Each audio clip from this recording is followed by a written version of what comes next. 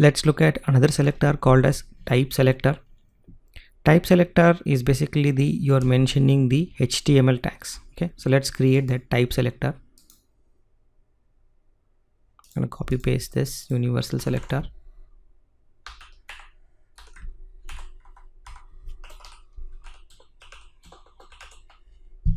Right, let's open this up.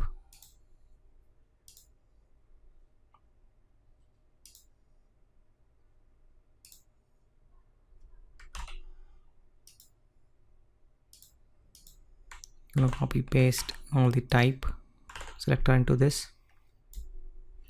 All right, so let's understand how to define a type selector. So type selector is nothing but you mention the selector, you have a property and a value, and in the type selector you mention what type of HTML tag it is. Okay, you are really mentioning the type of the HTML tags in the type selector.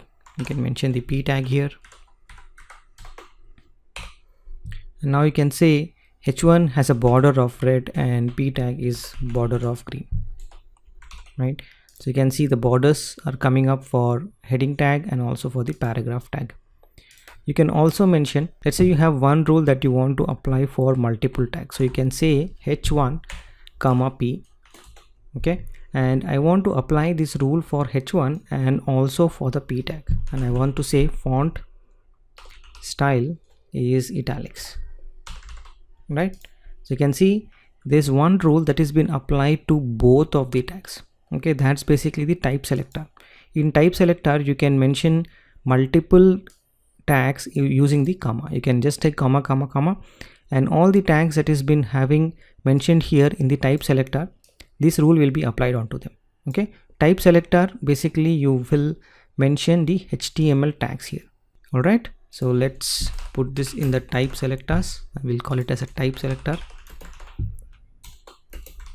Alright, so this is how it will look like. The h1 is having a red border, p1 is having a green border, and then we have applied italics for both h1 and p. Well, that's about the type selector.